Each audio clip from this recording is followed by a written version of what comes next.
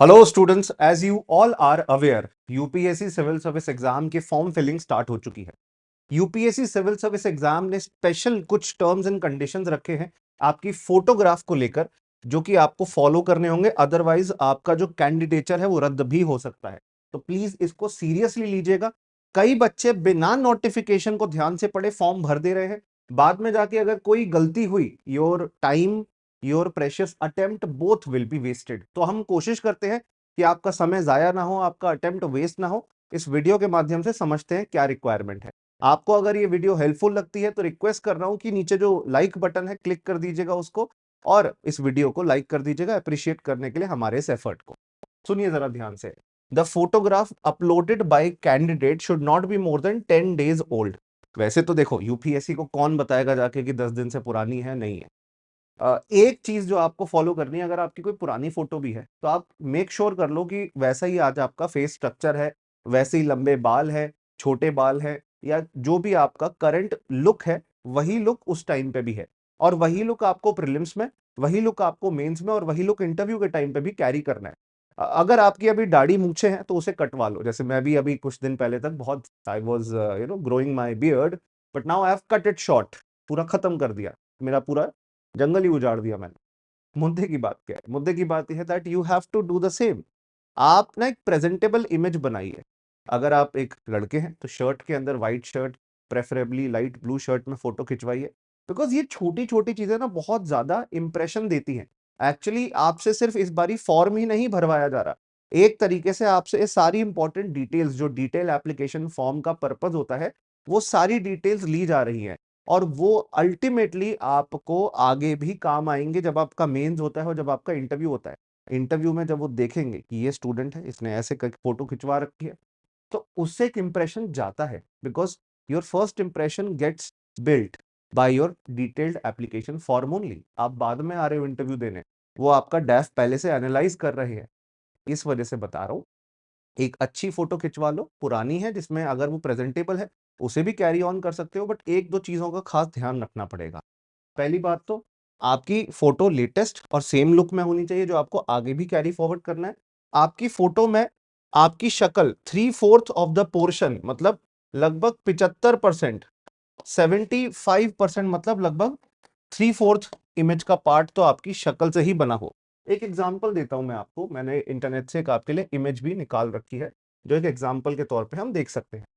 तो ये फोटो अगर आप ऐसे अपलोड कर रहे हो ये नहीं चलेगी। फेस में आपका, फोटो में आपका जो ये आपका फेशियल स्ट्रक्चर है, that should be clearly visible. ठीक है ना? क्लियरली विजिबल का मतलब है कि कोई कंफ्यूजन ना रहे कि यही इंसान आया एग्जाम देने या कोई और आ गया। बिकॉज आपको पता होगा पिछले साल कई सारे ऐसे केसेस जहां पे हमें ईडब्ल्यूएस सर्टिफिकेट में गलती और गलत तरीके से, फ्रॉड तरीके से फॉर्जरी देखने मिली। हमें पर्सन विद डिसेबिलिटी केसेस में, जो एक पूजा खेड़कर केस हुआ था, उसमें देखने मिला कि एक लेडी ने नकली सर्टिफिकेट बनवा के आईएएस का एग्जाम दिया, सिलेक्ट भी हुई और पोस्टेड भी थी। तो आप ये गलतियां ना दोहराएं, इसके लिए मैं आप सबको इसके बारे में रिक्वेस्ट कर रहा हूँ कि प्लीज अपनी फोटो ऐसे क्लिक कराइए। 75% of the photo should have your face clearly visible हो, फेशियल फीचर्स क्लियरली, आंखें, शक्ल सब कुछ विजिबल हो, आंखें बंद ना हो, चश्मा हटा के प्रॉपरली फोटो खिंचवाइएगा। नीचे आप जब फोटोग्राफ के खिंचवाने के लिए जा रहे हैं, फोटो एडिटर के पास जा रहे हैं, जिस भी फोटो स्टूडियो में, उनको बोलिए कि आपका नाम क्लियरली, जो भी आप नाम आपके 10th के रोल नंबर के अंदर मेंशन है वो लिखें, 10th के रोल नंबर वाला नाम। ठीक है ना?